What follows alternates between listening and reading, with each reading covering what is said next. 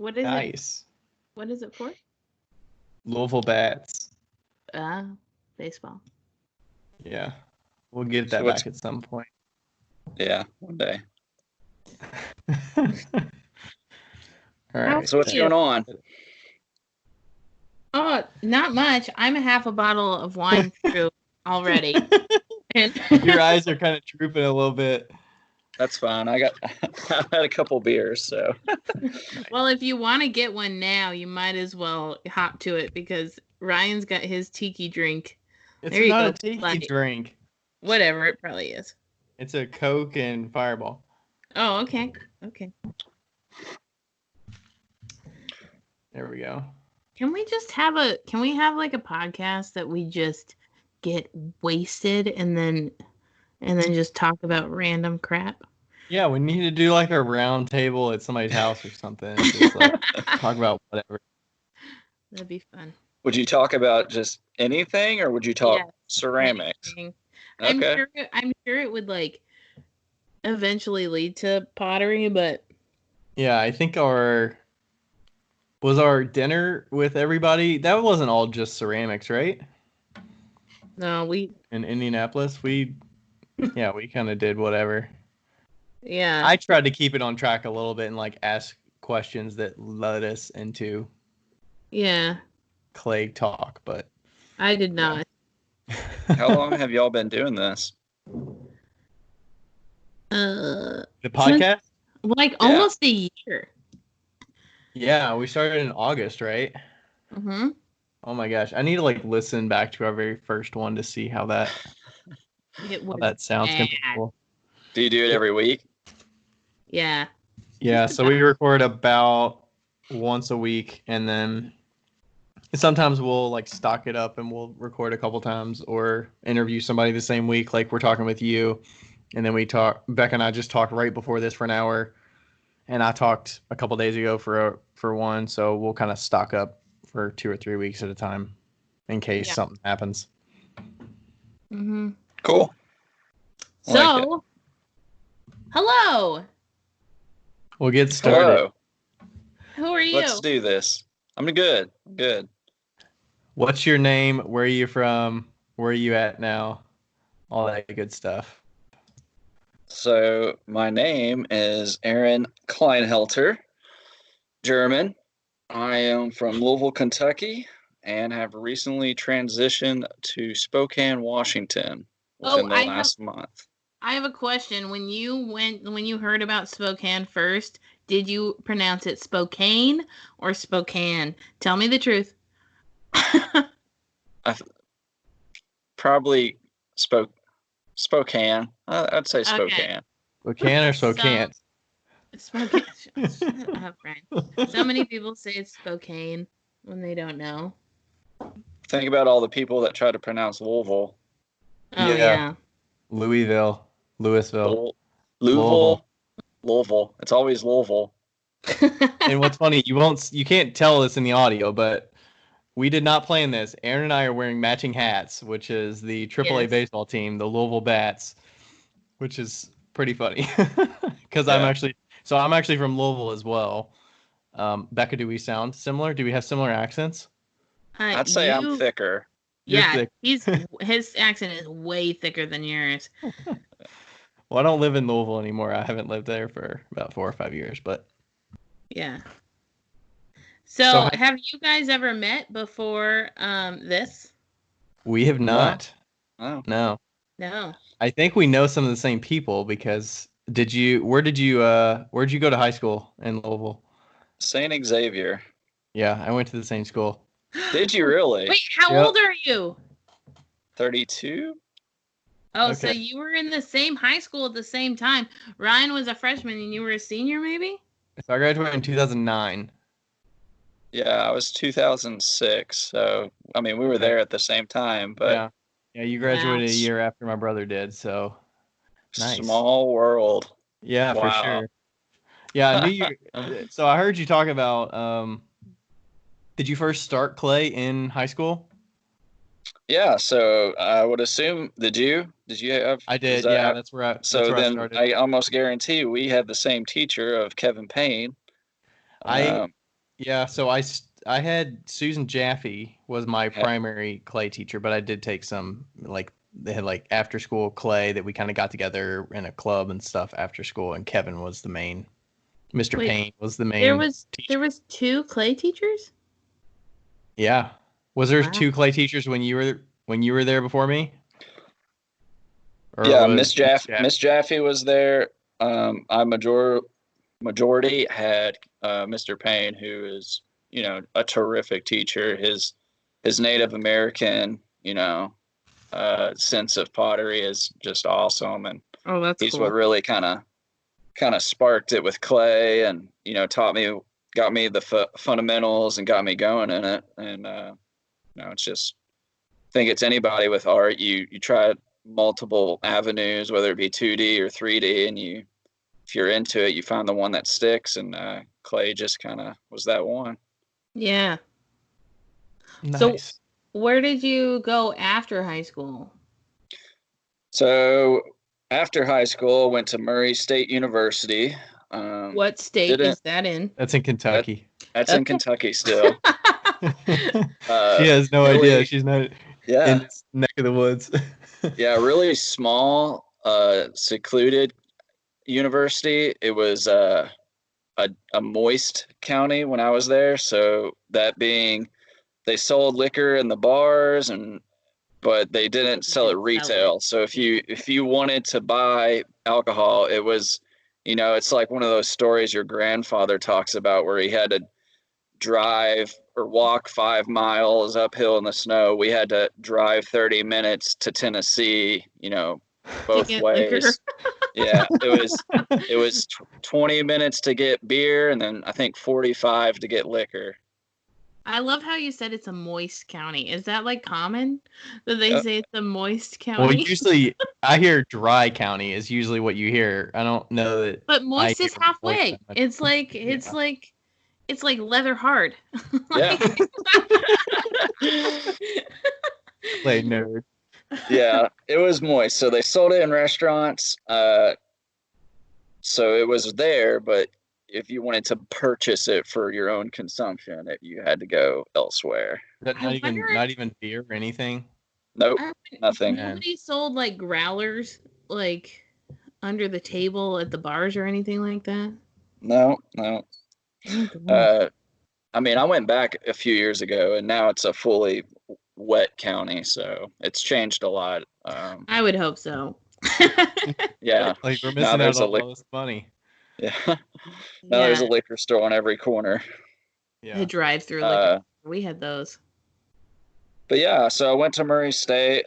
Didn't focused in business and marketing. Got a degree in that. And I took a couple ceramics classes there towards the end of my career, and it was, you know, intro stuff that I was way beyond the other students at that point because I had been doing it, you know, on the side and whatnot. Yeah. And then after that, I came back to Louisville and fell out of it for, I don't know, like 4 years or something. And I got back into it, started getting into Instagram and seeing all these ceramic artists. And I was like, man, I got to get back into that. I started getting inspired. And so Instagram was your influence? Yeah. So there was one guy in particular. He goes by the Big Duluth. His name is Ron Free, and he does these amazing like face figurative mugs and pieces, bottles. Just I couldn't figure out how he sculpted these things, and they're terrific. And so I, you know, when I got back into clay, I was trying to kind of recreate his style in a way, but in my style. So mesh the two. Wow, his stuff is the shit. Yeah, I'm looking at it right now. It's wild.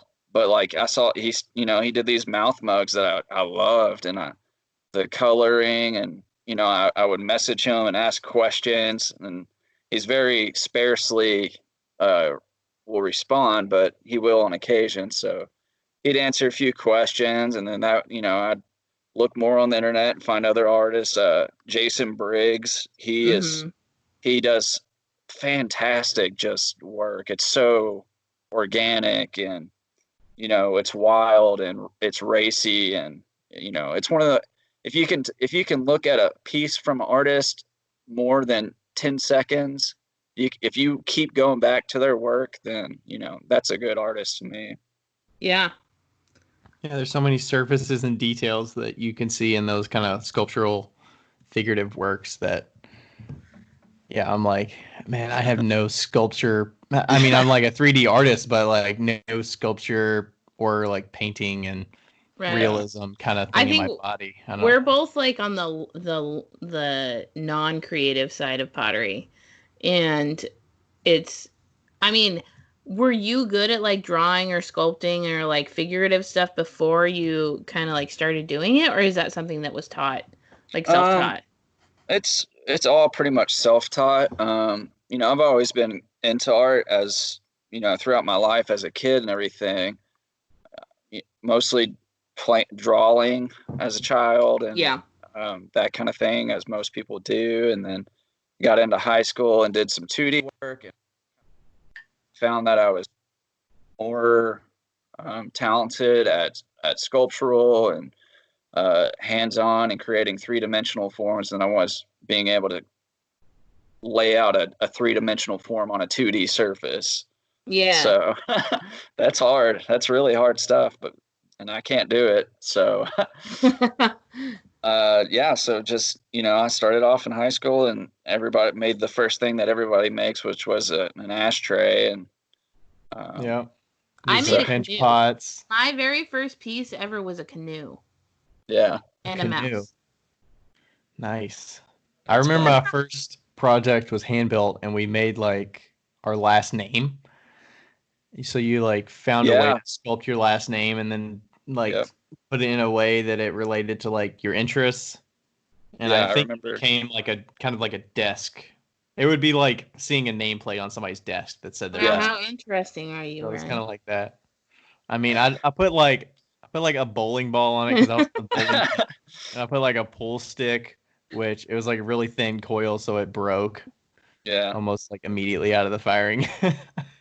Yeah. I think my first sign that I was pretty good at sculptural was we had a project to do with soapstone, which is, if you're familiar with soapstone, it's just like extremely soft stone that you can pretty much just carve away. Yeah. And ended up getting a Silver Key Award in high school, Scholastic Silver Key Award in that. So. Oh wow, cool. I remember doing that project in 3D. Was it it's kind of like a marble looking stone? Yeah. You carve it, and then you burnish it with some oil and stuff, and that's cool. It's really cool. And then in college, I took some 2D and had some. I actually had I had a couple of 2D pieces and a three-dimensional sculptural put in a show in college. So, I've done all right, I guess. Like I feel like I'm by no means a professional. I will never consider myself a professional, but because there's so much to learn. Whoa.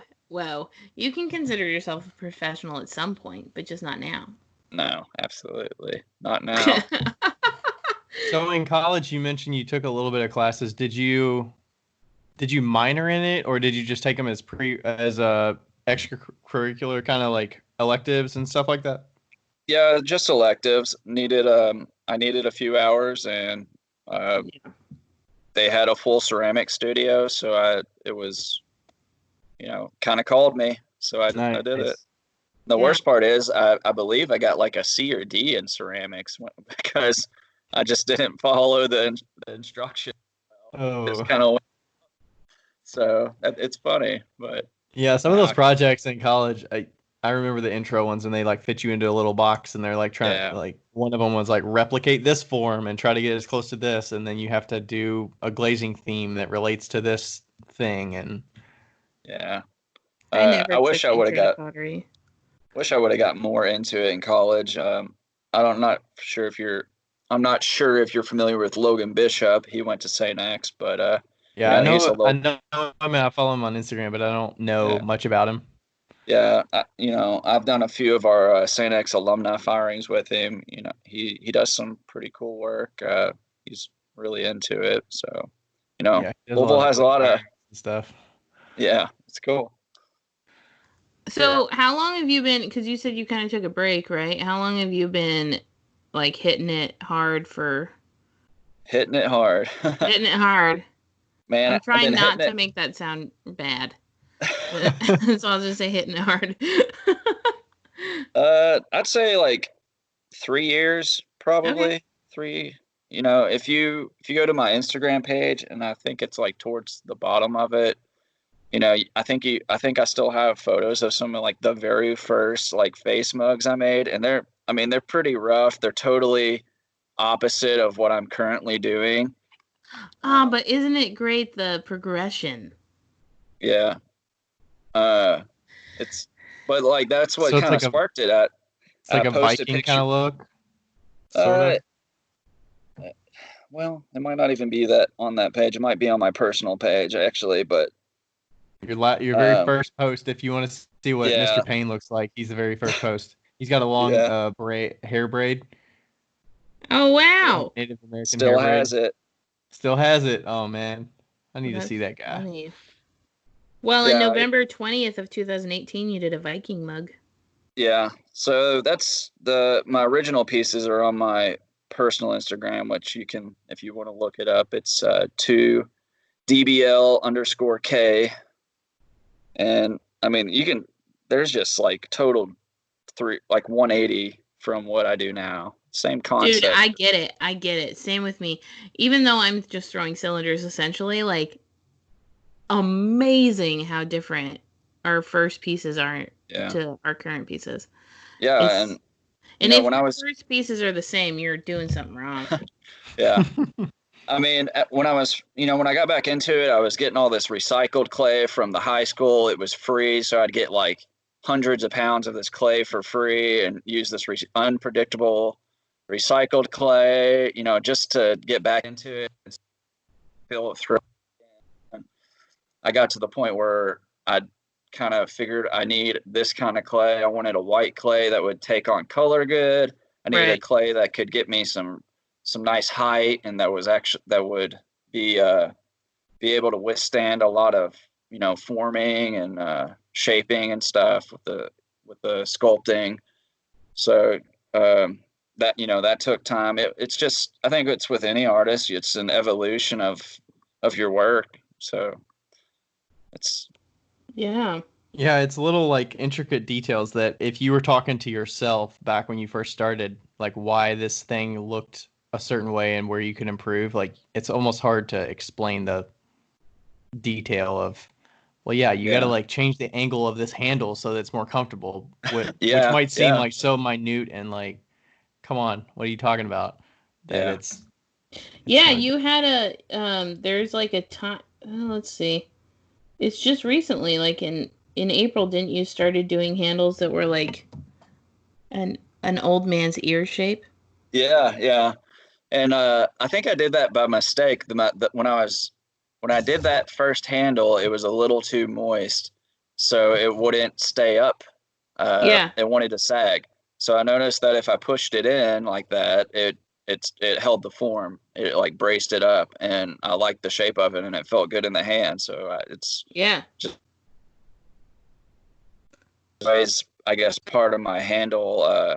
You know, whatever is, I had the little curly Q at the bottom of it. I think it gives it a little style, something Yeah, I different like how that I like how it goes back and then it also like figurates back as well. It looks really soft, but yeah, not too fragile. yeah. Handles to me are just one of those things that people can do to their pieces that really can add a little extra something to it for sure.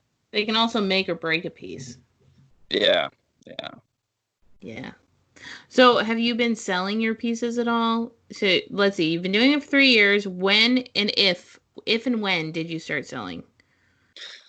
So I was talked about those first face pieces I did, and I posted them on Instagram or Facebook at the time, which when I had Facebook, and friends really liked them, and they wanted one, so when you're new to it, you just kind of give them away to friends, and then like Yeah. more friends want them. So then you're like, all right, how about $10 or $5? And because, my whole thing is like, I'm going to do the ceramics anyways. So if I can sell it, then it's just funding my hobby. If anything, it Right. allows me to do it more.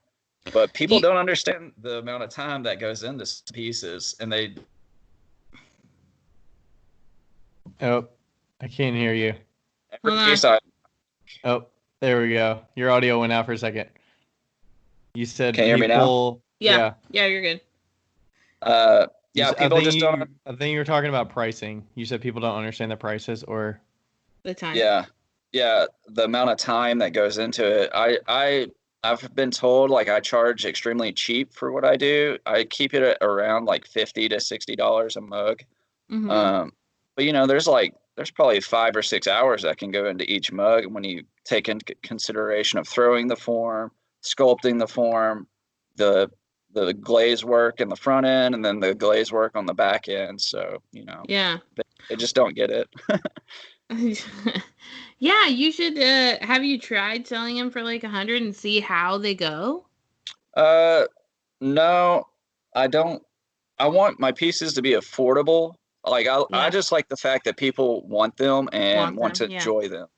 So I want to keep it affordable for most people, the best I can. I've definitely sold pieces at 100, Yeah. 100 plus, but usually when I do that, I'll try to do like an Instagram raffle. $10 a spot, get 20 people who, everybody has $10 that they might be willing to just give up at a chance to win a nice piece. So Right. I like to go that route. Yeah. I think that it's, that I feel like that's one of the things that we as potters kind of like come across to, where it's like, hey, we really like making this piece and we want to make it affordable. Like, I'm the same way. If my neighbor can't buy it, I'm not selling it. So like, what's the compromise, right? So you either have to sell it for more, or you have to find a more efficient way to produce. And I think that for me, that's the funnest part, is like finding something like, hey, I can do this way faster by doing it this way, instead of, you know, That's right. instead of like selling it for a shit ton of money. And so, Yeah. There's definitely, some artists, I see their work and, it blows me away, and I'll definitely throw $200 on a piece. right. If you're familiar with like Ryan Meyer's work, I love his stuff is terrific to me, and he's one of those people that he's actually working on a piece for me that I've been wanting for a while. Being from Kentucky, I like to collect. I collect mugs like most ceramic people, and then I like to collect decanters, like whiskey decanters from artists. Oh yeah. So he's working on a cool whiskey decanter for me. And then I like his face pieces are super cool, and it's like skull pieces. Yeah, they're awesome. And then I've done like a few collaborations with people, which I absolutely enjoy. One, I hate doing surface work. I have not perfected my surface techniques and what I like and stuff. So if I can, I'm really good at the sculptural stuff, I think. And I like to do those collaborations because it gives you a different outlook of, thinking outside the box, and it allows that artist to kind of do something new and fresh and give them a break from their usual stuff too. Do you have clean, flat surfaces on the opposite side of the faces? Because we always see the face side. Is it just flat on the other side? So there's it's work to surface decorate? Yeah. So the backs are always going to be flat mostly. I don't do much to that. But yeah, I did a collaboration with Tony Young, which I think most ceramic people are familiar with. Youngie. I think he does a collaboration with everybody. Well, not everybody, but I've seen his stuff. Yeah, I think he's in Ohio. Yeah, he is Columbus. Yeah, he's not far from me. Maybe I need to Um, get with him. yeah, he's a great guy. I got to meet him and trade off some pieces, and you can see on my page the ones he did. Uh, Amanda, I don't know her last name, but Bees Knees, art by Amanda or whatever. She has Hmm. 3 or 4 of my pieces currently, so she's gonna do her style onto those, and then I've done a collaboration with Jake Ford Ceramics, if you know him. Look at Um, you reaching out to all these people.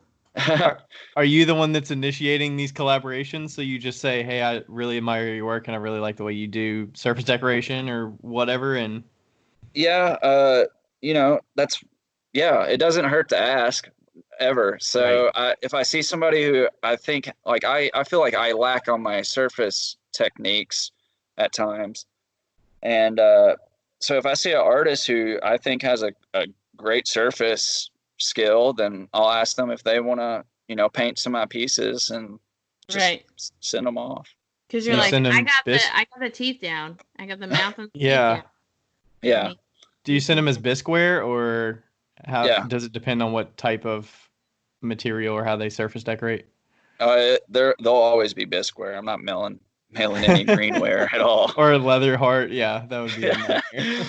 Yeah. We should do one. I'll do one. Yeah, absolutely. You're close. You're in Washington, so that shouldn't be Yeah. hard to get to you. Only $5 to ship. Yeah, that'd be perfect. I love doing collaborations, and I just asked Dusty Hanson. Oh, he's amazing. Yeah, I'm gonna send him 3 or 4 pieces. He's gonna do his surface work on it and see what he comes up with. So Yeah. See, I like that's that so stuff. cool that you can do that because you can. Do you feel like you're willing to do that because you don't have to focus on the selling part of it, and you're like, Uh, I just enjoy the time to get X number of pieces done, and you're just like, I uh, have 3 or 4 pieces, and I don't know how to glaze them, so. no, I mean I like glaze. I like the surface work and doing it. Well, let me rephrase that. I like the creative part of it and like figuring out what colors I want to use or what graphics and this and that. Uh, I hate doing glazing. It's Oh, so dude. I tedious. It's feel the ya. worst, Feel ya. you know. Uh, First. but I don't know. I like seeing people's reactions to the collaboration pieces. I do feel like collaboration pieces, they're kind of like exclusive to people, so people enjoy snagging those if they're Mhm. collectors. Uh, and you Yeah, know, that's awesome.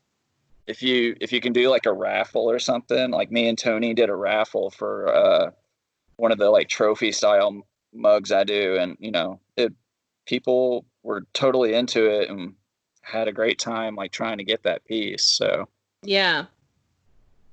um, Um. So, what do you do for? Do you have a regular? Do you have a real job? a real job. I know that A real sounds. job?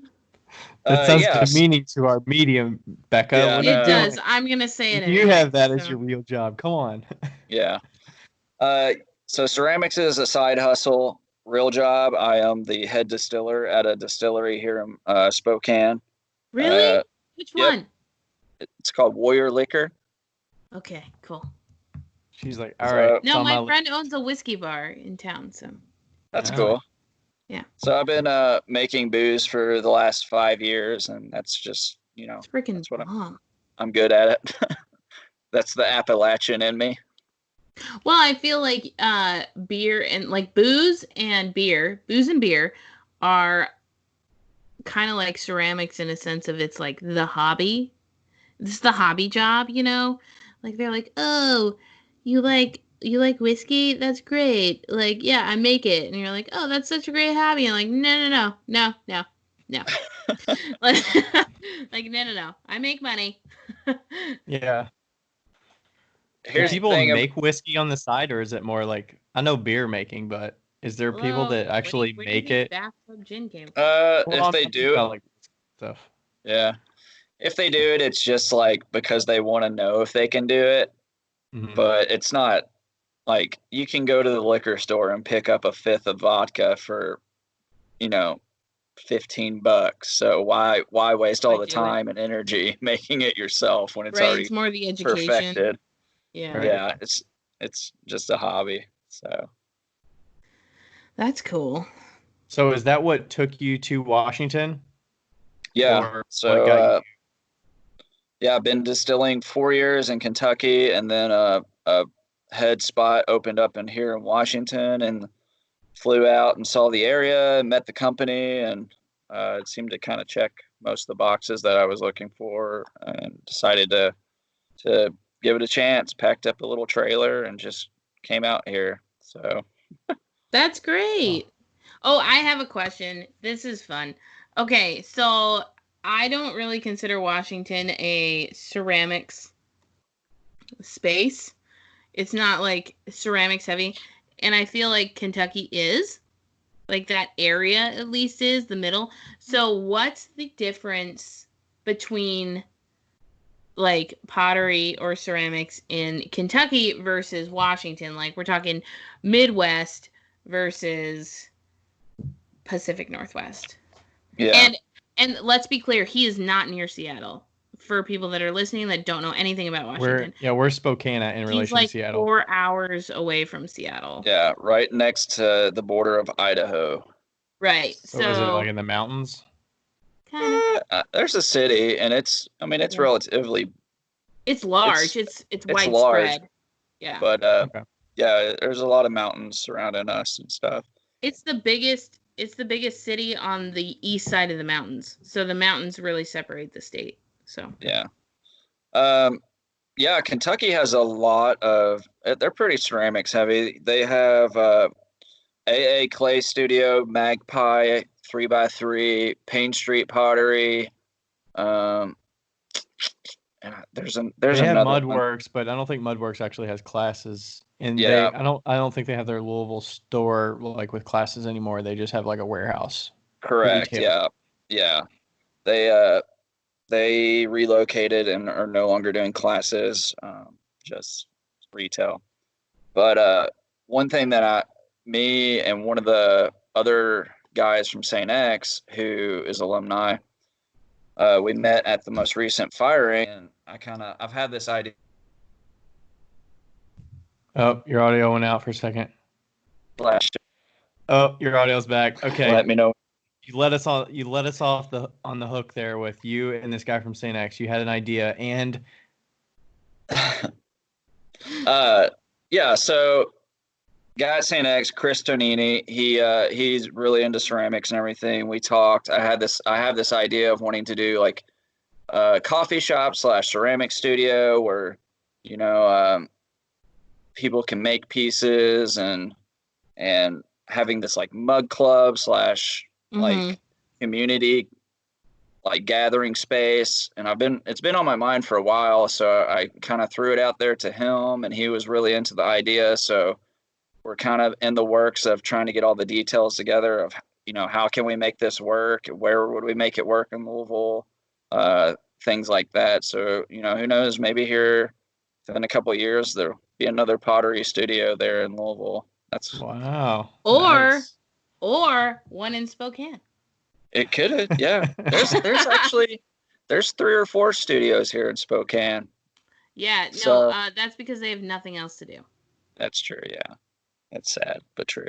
I'm It's- part of that. It's definitely true. My dad was born in Spokane, so yeah. Yeah, it's very outdoors, nature heavy, but Yeah. besides that, like, it's all right. Yeah, it's surrounded It's by not nothing. Louisville. But like, so the ceramics community here, what's the biggest difference between like back there? Are you talking about the people or? Yeah, I guess like the people or the facilities. Like, it sounds like you've done a lot of like. Did you do like wood firings or like community firings and like huge kilns? And I would imagine, I don't know, is Spokane like that? Like, is there? No, as far as I can tell, there's like no wood firings of any sort. The studio I have been using, they just did a raku. I never used any of the studios back in Louisville. I had my own studio at the house. Okay. I had my own kilns. I had my own wheels, all my tools and everything. And it's still sitting there at the house, just waiting for you. Yeah, it just brings tears to my eyes. So it's hard to compare apples to apples when, Yeah. my studio was an orange and now I'm at an apple. Oh yeah, that makes sense. I didn't know that you were. That's interesting that you went from your own to a community studio. That would be. I would struggle. I would struggle with that. It's hard. I mean, and it's not cheap to go to a studio for a month. I mean, how it's much do you fair, pay? but Can you tell us how much you pay? I pay $110 a month at that studio, and that includes the use of all their equipment and fire, your work, and then it includes some glazes. So you relatively get a lot, but it's I have to make at least 2 mugs and sell them to cover the cost of that, which kind of bites. Does the studio have good hours at least? They're open from like 10 to 6 Tuesday through Saturday, but it's hard when you're working full time and you don't get off work till like 3 or 4. So then they don't do 24-hour for members? No. If you're listening to this and you're their studio, I'm telling you as a studio member, you're dumb. It must be like a liability or something like that. They don't want. Trust your members. Put up cameras. That's it. Yeah. That's all. That's it. That would be terrific because it does. I mean, it gets exhausting working a 10-hour day and then having to go over to the studio and finish some pieces before they get dried out to the point where I can't work with them. Yeah. Yeah. So, or you have to like take work home with you and work a little bit at home and then transport. Like that's a nightmare too. I'm not doing that. That's like asking for trouble and breakage. Especially with the sculptural pieces that are $50-$60 a piece. You're like, yeah. Do you know what the trick for transporting greenware is? Double boxing Rubbermaids. Oh yeah. So the bottom, like the first box bows, but the second box doesn't. And so when you set it down, it doesn't bow back. It just stays the way it is. Just so you know, if you ever have to do it, that's the key. Yeah. And lots of padding. You should always have a moist box or a wet box for clay. Oh, for sure. Every artist should have that in ceramics. Yeah. Yes. That's true. Oh, we didn't put that. Okay, what is a wet box is also ideal if you listen to our last episode. So dry box, moist box, wet box. We're just stick with the dry, moist, wet theme here. If you were I have a question because we have this question and we talked about it right before we talked to you. Also, that's why I was halfway through the bottle of wine already. But what is the most what's the most essential piece of a studio that you would have if you were gonna make your own? If you're going to make your own home studio, what would be, other than a pottery wheel and a kiln? We know those are essential. But what is the essential piece that you would have? Definitely just a solid workspace. I mean, in my workspace, an organized, like at home, I have an organized little area that I literally have a bending wheel on that I put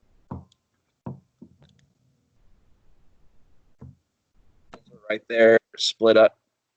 The audio went out again. You have a banding wheel. Is your headphone plugged in all the way to your computer? I don't know. I don't know. We'll work through it. It's fine. We'll work through it. We missed you after banding wheel. So so just a strong hand building area, or so good lighting. I got a banding wheel that I am able to rotate my pieces around and without really handling them too much for certain things. All the tools are there in categories and ready to go. Yeah. See, I said a banding wheel too, but Ryan's never used a banding wheel. He's never needed one. Yeah, I don't sculpt or. I mean, I do the carving on pieces, but I just use my wheel head.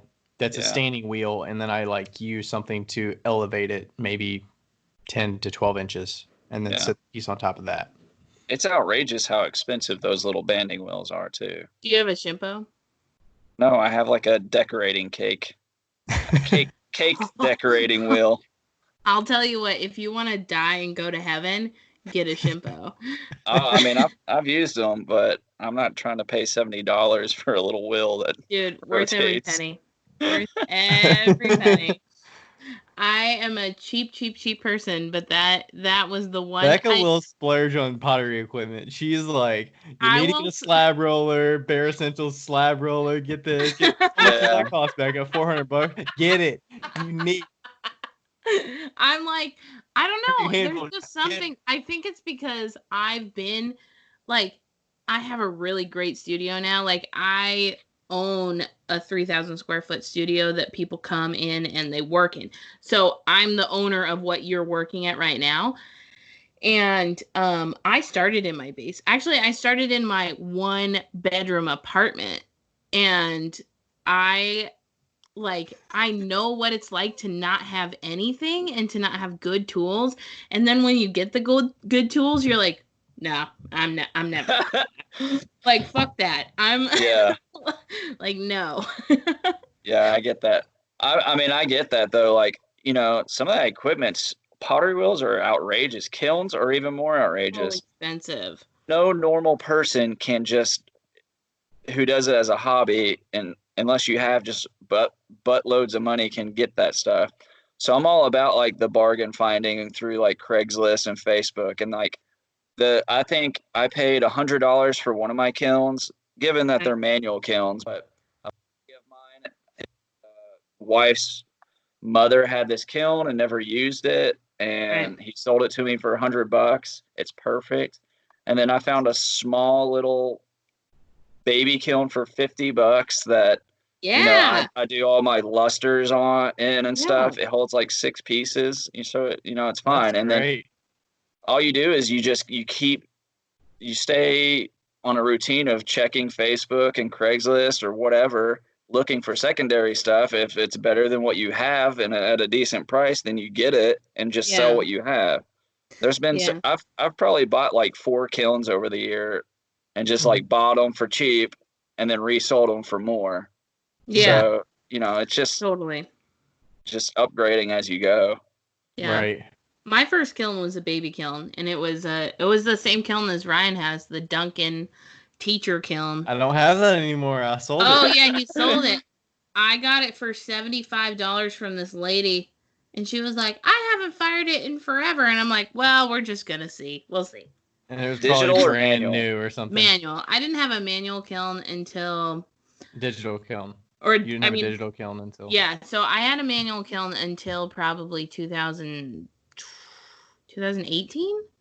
but I did have a digital controller to control the manual kilns. That I bought in like 2016 when my production was getting more, and it was important that my kiln consistency was consistent. Yeah, and you know, if you're starting out, like, kilns are really basic things. All it is heating elements. Like, people don't get that. So they look scary. They're not. Yeah, there's a large price difference between a manual and a digital. But there's really, you know, I use a manual and my pieces turn out fine. Is it more of an inconvenience because I have to spend a day sitting there turning dials every 3 to 4 hours? Yeah, but it's like having you can get stuff done in that time. It's not like you're twiddling your thumbs there during that time. Yeah, exactly. Yeah, I'm typically in the studio and then I set timers and adjust my temperatures. So I almost burned my house down because of a manual kiln. No, I will say that don't go to sleep while you're. No, you start early and then you have it done by like 8 or 9. Yeah, start early so it's not so hot while you're still like tired. Yes. Yeah. So, plus, it probably works out well because with the sculptural pieces, how many are you firing at a time? Are you getting like 6 to 8 done in a month? Are you getting 4 or 5 done in a month? Well, back home, I would probably get a full kiln load. So I'm guessing 15 that would fit in my that kiln I have. I could do that in a month. So 15 to 20 pieces in a month. Okay. You know. And that's like days off, just grinding out some stuff. And I get so many, I had to stopped taking. I started off taking a large number of requests from people, just commission work. The problem with commission work, as much as I love that people want the stuff, is that if you agree to it and you take their money, then if it's not right or something happens, you either got to give their money back or you got to make something else, and that's really hard. So that's why I have a background in the construction business, and my boss would he was like, nope, you pay on satisfaction. I don't, I always take money after, no matter what. And that's what I do now. Like you can see on my Instagram page, like I'm not accepting any commissions. Like, so now my game is I make what I want to make. I'll post it. If you want it, you can buy it if it's available. But I still get, I think every ceramic potter or any artist, they have their regulars. So I do have like some regulars, and they, they'll ask for stuff and I'll give in and agree to it. So I get it. Are you agreeing to prices that they've already paid, or is it comfortable enough to where you can say this is my price? I'm guessing you're increasing your prices over time, right? Yeah, a little bit. I usually, if they've bought like multiple pieces from me, then I like to give them like I don't want to say a discount, but I keep it fair for them because that's consistent business. But I want to increase the price over time, but I'm not there yet. So, and I'm happy with what, it is. Okay, I have a question. This is kind of unrelated, but have you heard of Mike FX? Yeah. Oh, yeah. Yeah. I was gonna ask, because you've been doing a lot of these pieces and they're kind of like similar, but kind of not. Have you ever considered doing because he does molds, and I'm just wondering if are there components to your pieces that you could either speed up production or mold so that you didn't have to work so hard on them? Or is it or is it the making process that is what's fulfilling to you? So I think, and I'm gonna send right now on Instagram. I'm glad you brought up Mike. He did a collab with Isaac Shu, and they turned out really freaking good. He's doing a collab with me right now, but he's had it for almost a year. He's busy though, so I try not to. Yeah. So, but yeah, he's doing his polymer clay on a piece of mine. That's cool. Yeah, so mold making and from start to finish, I think there's two types of artists. I think I appreciate the mold makers. I think that it takes a lot of skill and talent, but I think that once you start doing mold making, you're in a production style thing. Mm-hmm. You're just pumping it out to pump it out. Right. It's consistent, but you lose that. To me, you almost lose that. Well, it is a one of a kind piece, but it's not a one of a kind piece because it's the same every time you do it. Right. So that part is important to you. It is. And then I don't want to mess with making molds, and don't blame you. That's got its own skill set, and it's space not easy. That you need to take up, and it's fucking hard. It is hard. And and the teeth I use these porcelain dentures for my teeth. So it would be very hard to. That's what I was gonna ask. I was like, how do these look so damn real? The number one face. Yeah, the number one question I get from people. So I used to make the teeth, hated how they look. They were inconsistent. They were just stupid. So I was like, well, I wonder if I could put porcelain dentures in these things. They're porcelain. They should fire. So I got these porcelain dentures. I popped them in there. They made it through the firings, and that's what I've been doing ever since. Wait. So what? So wait, how is the shrinkage rate? And also, how much are you spending for the dentures? And Are they Okay, yeah, bisque just fired those two for now. porcelain? Yeah. Are they bisque or are they full? What, the teeth? Yeah. They're fully fired, just porcelain teeth, Okay. and So they the come in a clay is little. still shrinking around them because you put Yeah, them in there while they are, or do you put them Okay. in there at a later stage? I put the teeth in, so I mold the mouth uh, form, the mouth area, and then I kind of pad where the teeth go because I have to press them in, and I don't Okay. want the teeth to press through the actual form. So I'll pad the area that they sit on, and then I use a pair of calipers.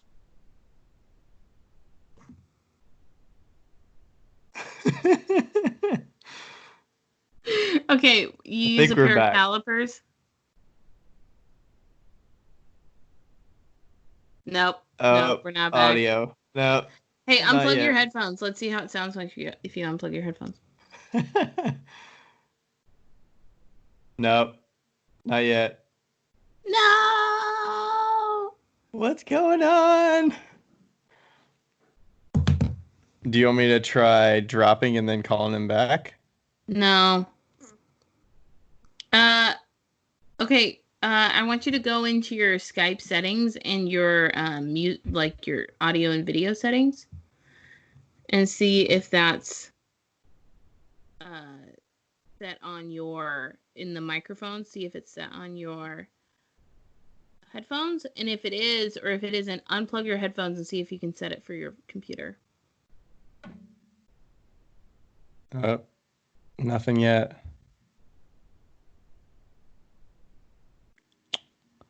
We can call him back. I think it would still keep recording. Yeah. I don't know if it will, but we can just re-record. It did before because remember Rebecca dropped before in the past and then she called back. Okay. We're gonna drop you and then add you back. Okay? Okay. He can hear us somehow. That's good.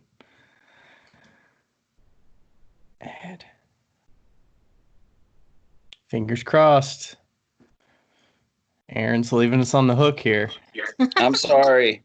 There we go. Okay. No, it's probably not even your fault. This will come across as good audio. People like the uncertainty. People like mistakes. It's real. You can't plan this shit. Yeah. Yeah. I always, when I was growing up, I went to church when I was growing up, and I like went from church to church when, in college and stuff. And I remember everybody being like, we have to be perfect. And I was like, I like the mess ups. I think they're great. Okay, so you use calipers that's what you're saying. Yeah. So I pad the teeth area, then I use a pair of calipers to kind of measure the distance from each side of the mouth to the center so that all the teeth relatively fit in there equally, because if they're off a little bit, you'll get too crowded on one side and not enough space on the other. So, but I put the teeth in at a not a leather hard, but a little bit more moist than that. And the way I press them in, and then as the clay shrinks, it holds them in place. Once it's been shrinks even more, so it holds them even tighter. And then once I go through my glazing state, the glaze is going to act as like pretty much a natural and adhesive and really hold them in place. Yeah. Plus, a clear glaze really helps add like a nice shine to the teeth that I like. So, where do you get porcelain teeth? Where do you get anything nowadays? Amazon. You got it from Amazon? Hey, internet. Close enough. So, are the teeth are they expensive? They're not cheap. It's about, I think, like $3 to $5 a set, depending on how many I buy at a time. Oh, so wow. That's not as bad as I thought it was going to be. I thought it was going to be a lot. Yeah, it's not super bad. So like I pay if I pay like $50, I'll get like 10 sets of them. So I got to sell one mug to cover the cost of all those. So there's give and take. Wow. See, I saw the sheen on him, and I was definitely going to ask about the teeth. Wow. So some of these that are I see some that are colored yellow and red. Are those hand-built teeth? Because they have a red color to them. Yellow and red. It looks like a trophy, kind of. And also, the first time you fired them, how did you not then know they were gonna like melt? I would be like, because they're porcelain. Why would porcelain melt? Well, I don't know. I just, I mean, or not like, not mature fully, but I guess they already are matured, so I guess it doesn't matter. I would worry about it causing cracking around the clay that was not shrunken yet. It can. I have had issues in the past where the clay will dry too fast, and I'll get some cracking around the edges of the mouth. I've been a little bit more, attentive to watching the drying rates and stuff, but it does pretty well. I mean, if you look on the Instagram page, I mean, I'll do like a gold luster on some of the teeth to make it look like gold teeth. Oh, that's cool. Jake, he did like a platinum teeth on one of them, which was really cool. Yeah, I see Jake's here. Are you holding a cigarette with your toes in one of those pictures? Oh. The one with the motorcycle? That's a sponge. That's my sponge on a stick. That's my dipping sponge. That's how I suck out all the moisture. It looks like a cigarette, like, because I couldn't see the sponge, and I was like, why? Yeah, that was like my life. Wait. Audio. Up. It's gotta be your computer. We're back. Are you back? Okay, you're. What Am was I your back? life? You said that was my life. That was my life in a photo. I wanted to take a photo that just represented how I felt at that time, so that was it. I got my dog on my lap. I'm reading a book and doing pottery and working on a motorcycle at once. That's fantastic. Oh wait, what? Okay, so now that I see your chair do you use that chair for throwing?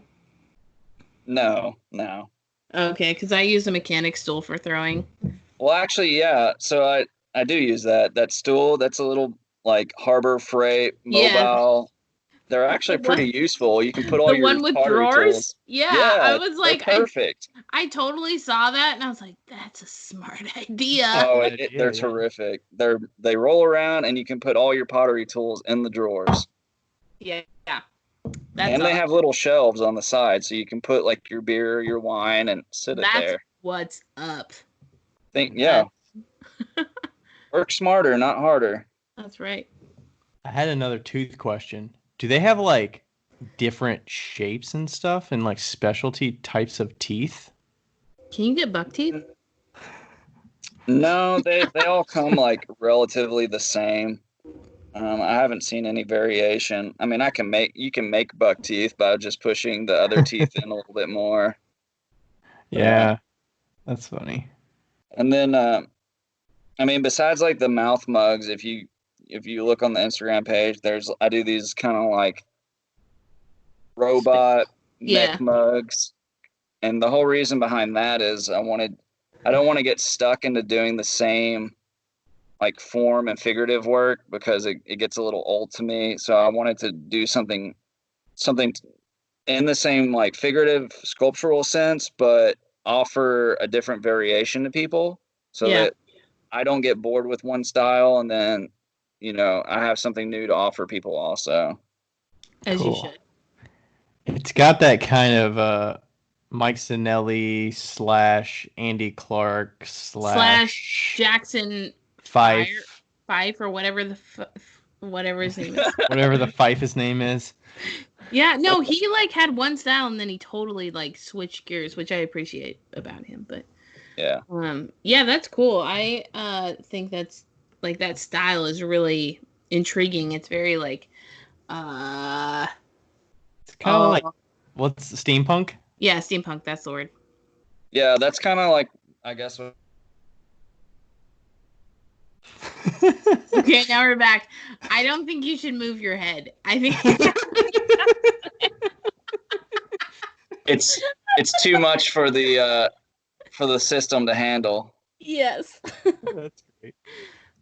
That's But yeah, hilarious. so I kind of envision these little mugs like wandering around in this post-apocalyptic little world, and like Yeah. they've been beat up and tarnished and stuff. So that's kind of like what came out of it, I guess. Have Well, you I got mean, commissions for whatever. those, or were you making those kind of one-offs as a new series, and then some of them sold and kind of went that way? I didn't really get requests for them, but I wasn't really offering them. But as I made them, they did sell. Good. So, I'd make them, post them, and then, somebody would message and ask for it if it was available. And then, of course, it's theirs. So, are you supporting your clay habit? Does that make sense? Like, Are you evening out? are you selling are you enough breaking to even? support what you spend?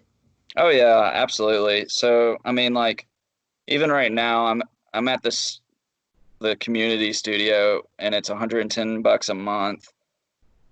I currently have 6 pieces that are about to be fired and done. So 2 of those pieces will cover the cost of the studio and maybe give me a little extra, and then the Mhm. rest will just be profit. Given though I also had to like buy all my underglazes I use and some of the decals, so I will definitely make a little off this run because I had to buy pretty much new stuff. Right. But it's Oh, have you ever used fundamentals? I know you're probably using Mako, right? Or Amico, right? The yeah, velvets. yeah, I have not. If you want a cheaper alternative, try fundamentals. They're Mako, and I was pleasantly surprised. They're like Really, $2 to $3 for the small containers. that's nice. That's Yeah, very cheap. those underglazes can get super expensive. Yeah, try the fundamentals because I was so impressed with how they work, and that's what I use on my like kind of more special pieces. And they're just super nice. I don't even use the Amico ones now. Not that I don't like them. I love them. They're great. They're just a little bit too spendy for how many colors I wanted. Yeah, So, yeah, I love the bright colors, and I love like underglaze transfers just because they add something cool to the feel of well, my pieces. I feel like. yeah. Yeah, those transfers are becoming more popular these days with the Elan transfers and Isla transfers and Yeah. Yeah. some of those rice paper transfers. And Yeah. Are you planning on staying in Spokane, or it's like because you said you had a studio back in Kentucky? Is Um, that I don't know yet. I kind of like agreed to stay up here for 4 months. I have a house back home and a fiance. yeah? so wait, how So, long have you've been in Washington for how long total now? almost 2 months. And your Oh, that's fiance is it. back in Kentucky? Yeah, Oh snap! Dang. Oh, that's tough. yeah. That's It's not like, hard, and you but can't really fly right now, so yeah. oh, Or you can you fly. can. You can. You're like, oh Um, yeah, you can. so like the plan is for her to come visit and see if she likes the area, let me get a feel of the area, see if I like it. Yeah. She's still back there with the house and everything. So if I don't like it, then I just go back home. And if we both like it here, then she'll move here. So The only bummer about moving from Kentucky to Washington is that you're doubling in price almost, or tripling Mhm. actually. But where you are, you're doubling. And like I could see like going from Washington to Kentucky would be like, yes. Like, yeah, I can buy a house that's double the size. And when you sell a house in Kentucky and move to Washington, it's like, okay, great. Now I live in a shack. yeah, So I've definitely noticed that there's a very shortage of housing yeah, available under $300,000. right. Yeah. Exactly. And that's really hard. You might actually have to live in Idaho for that. Yeah. So, So there's a lot to consider. I don't know the answer to if I'll stay or go. right. Don't tell Yeah. don't tell my bosses that, but Plus, with your work, I'm guessing you're planning to stay in that line of work. yeah. There's probably no What I shortage of that kind of work in the Kentucky Midwest area, right? No, I mean, but that's kind of what drove me to out of state, is because every swinging dick with a beard is distilling in Kentucky. So Yay! there's a good more. point, I There's a guess. lot. There's a lot more competition to beat out in Kentucky. Of course, like I have several like schooling certifications in distillation, so that kind of helps me. But there's still a lot of competition in Kentucky. It's So very if you gotta, saturated. Yeah. yeah, you gotta And there's break probably free some of old that. blood too, right? I only know Yeah. of like 3 or 4 distilleries out here even on the west side, so I don't know. Yeah. Yeah, But the good thing about are hard times. So everybody's always seem to be drinking. There's not going to be a Liquor and shortage. pizza. Liquor Yep. and pizza. Maybe that's a hint for Becca that she needs to move this way so that it's a lot cheaper. Already happening. It's already happening, Ryan. So are both of you, I'm not real familiar with both of you. I just kind of reached out and asked about the podcast, but it seems like Becca, you're doing this full time and have a studio, and Ryan, I'm assuming that you do pottery. I do not do it full time. So I'm No. in northern Kentucky, right across from Cincinnati, and I do this part time, growing this small business. I've been selling for about 5 years now. I have a full time job as a website developer that pays really well, that I work from home for. Better than we'll ever be paid. So Probably. Yeah. Yeah, in a good way, in a great way. Keep your job, Ryan. that pays all the bills, and then I can slowly grow that small business over time and make all profit. And I'm just building a big pot of money from the business so that I can fund anything I need for that and then grow it. Is the small business ceramics oriented? Yeah. Okay. Yeah, it's just the ceramics. Yeah. Okay. I just like to call it a small business so that I don't say like it's a hobby, because obviously I'm like trying to make a profit here and trying to like go full time someday or whatever that means. But yeah, he made more money than I did last year. Like he profited more money than I did last year. I made ceramics. Yeah. Okay. I made twice as much, but I also didn't profit any money because she had a lot more expenses and studio and a lot of other things. Yeah. Got to keep it even. But yeah, I own a studio that I have members, and then I also do paint your own pottery. And I'm in a small town. So. Yeah. Was that hard to get going? How, finding a space? I don't feel like I had any choice.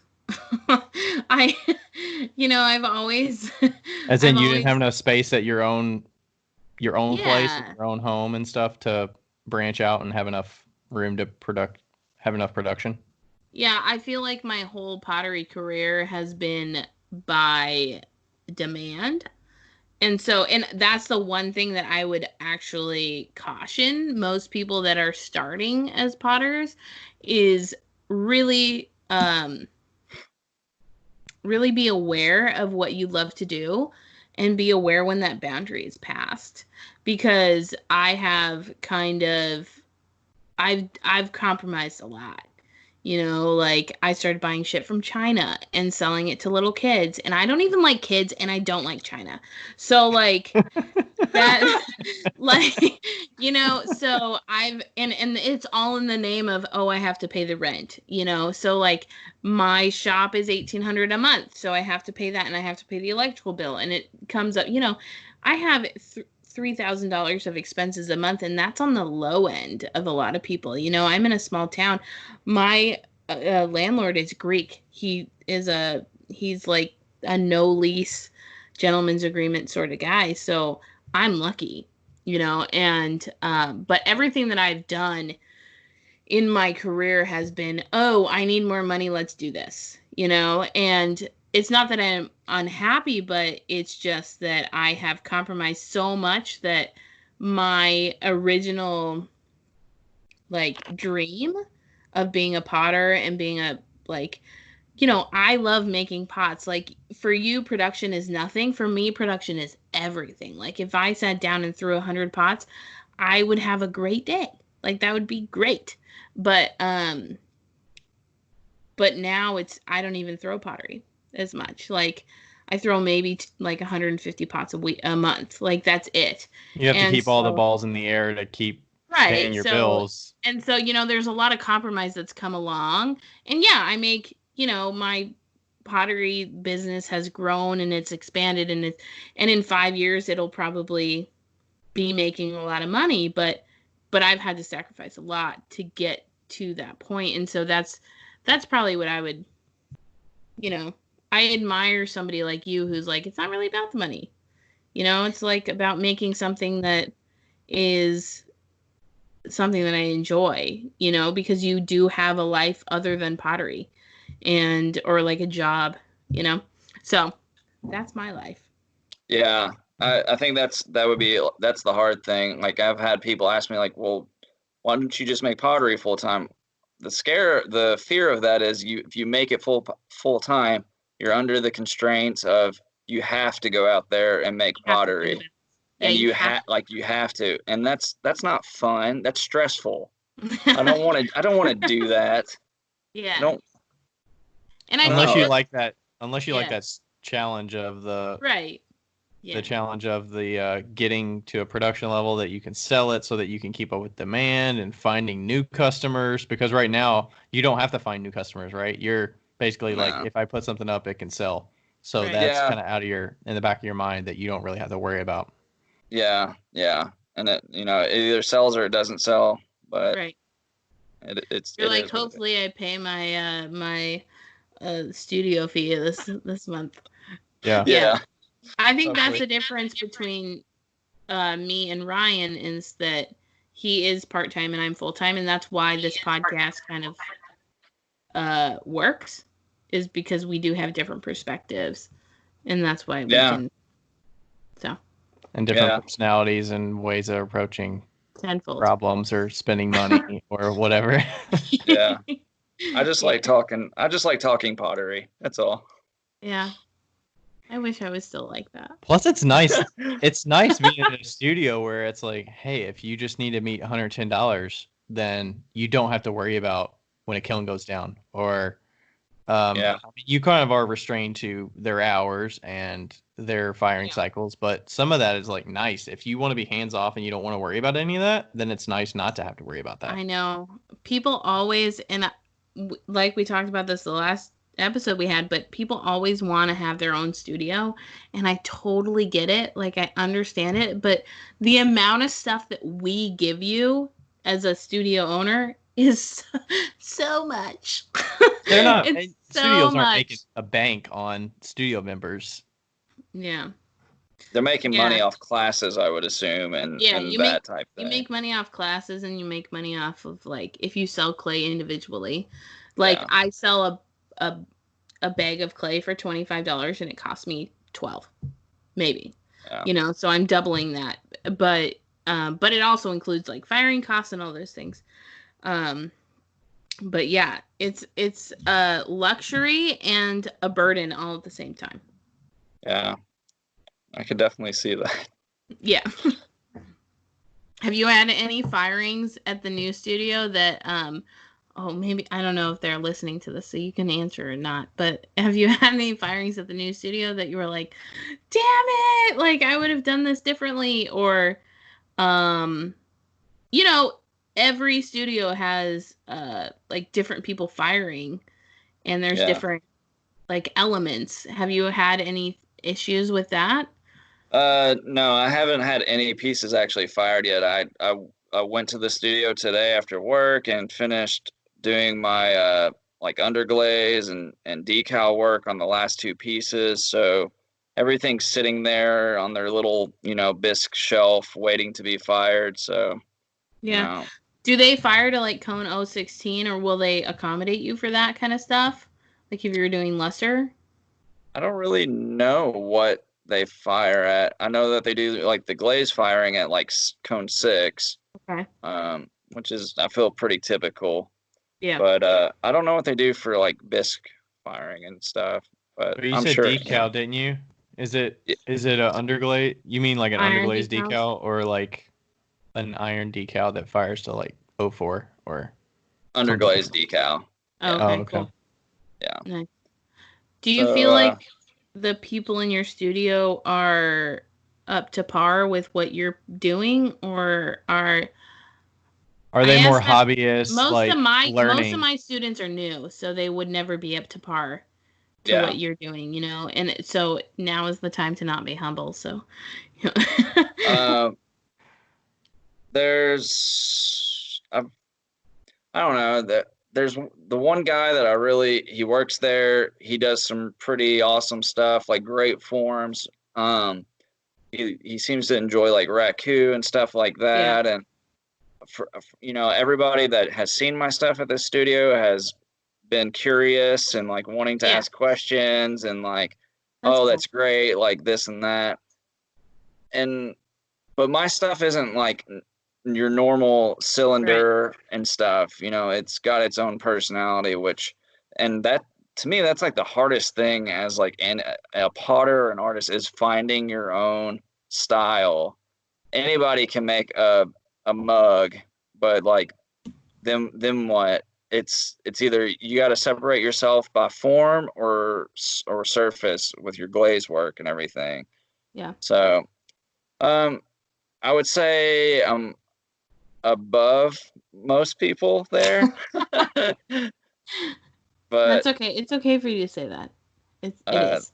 I promise. I've seen a couple people with some good stuff, but then I've seen your people who they need to ask questions and just they need to go at it and just keep doing it. Or just early on, yeah.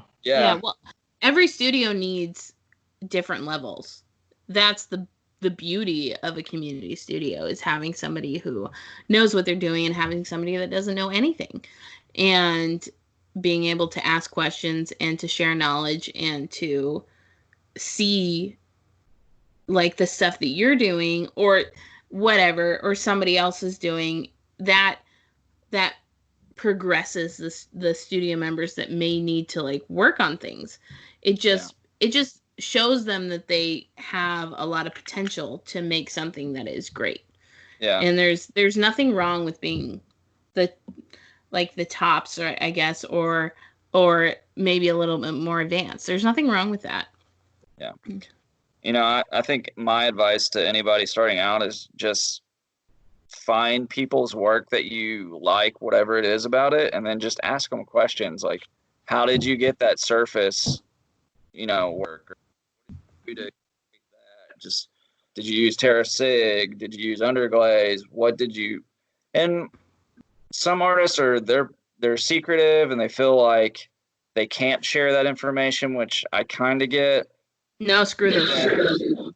Yeah, I'm let the information be free. It's not like they're going to copy your work. They just want to know what you did because they like something about it.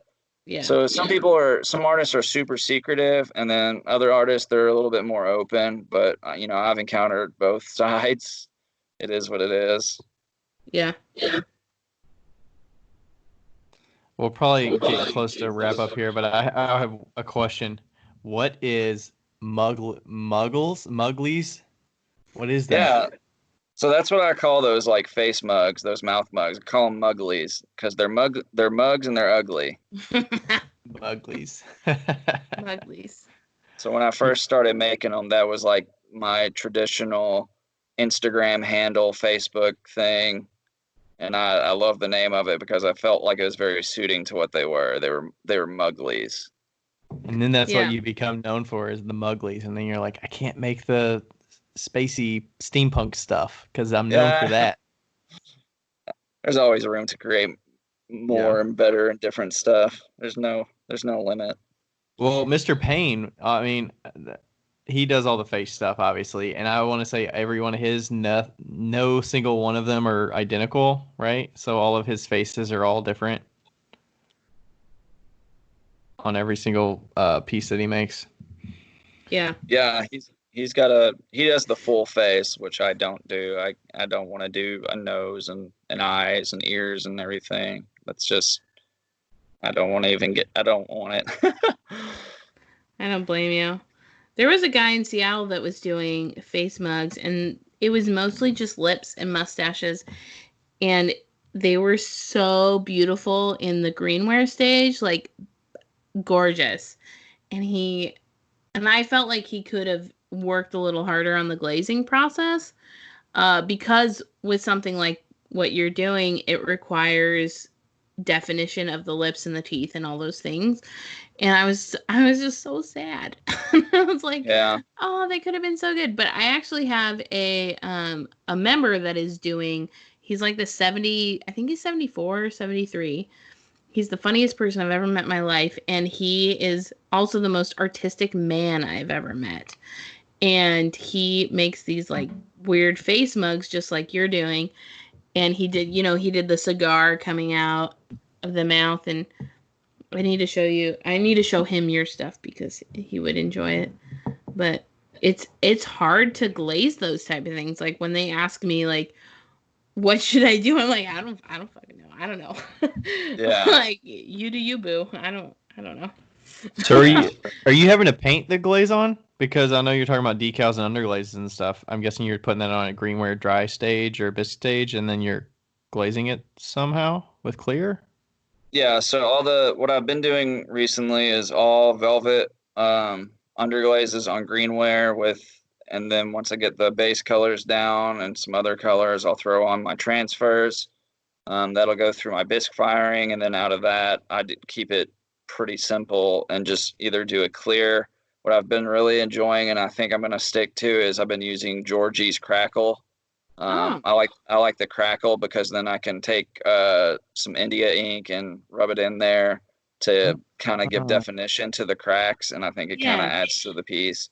Kind of has like a Shino effect. Yellowish mug. Yeah. So that's what I've been kind of enjoying right now, and I think it kind of adds to the feel of the pieces. Are you using a liner glaze inside of there, or are you just doing the? Yeah, so I will use a liner glaze. Different. I've been using the Georgies with that. I've actually been really enjoying the glazes just because they got some cool variation and colors and stuff. But yeah, I've heard their store is amazing. So that's kind of where I'm at right now. Cool. Well, nice. Becca, did you have any last questions? I know we'll do the wrap up and say like, okay, so Aaron, thanks so much for chatting with us. How can people find you? We probably should have called this out while we were looking at your Instagram, but what is your Instagram and how do people find you? So the Instagram to find me at is Kleintime Ceramics, KLEINTIME Ceramics. Cool. And you'll be able to spot it out pretty easily, I think. With he's got a face mug on there. That was the first face mug in that style I had made, and it turned out really cool. Nice. Well, thanks for chatting with us. Thanks for reaching out. We got a fun like connection here with Louisville roots, and then you're in Washington for like 2 months, and Becca's like 4 hours from you. Totally weird. Yeah. I've enjoyed it. I appreciate you all having me because it was fun. I definitely enjoyed it. Yeah, go follow him because he's got like 1,000 something followers. Yeah, let's get him to like at least. Once people hear all these details, they're like, "Man, I gotta see this stuff." It's hard to. You can't get all this stuff through audio. You got to see these teeth for sure. Yeah, he's got 1,046 followers. I feel like everybody who listens to this podcast could at least get him up to 1,500. Let's go. Let's do this, I people. So. I'd appreciate it. Yeah. All right. Well, keep doing what you're doing and keep sharing. You got an extra follower in us, and then you shared a few other folks that I'd started following while we were talking. So.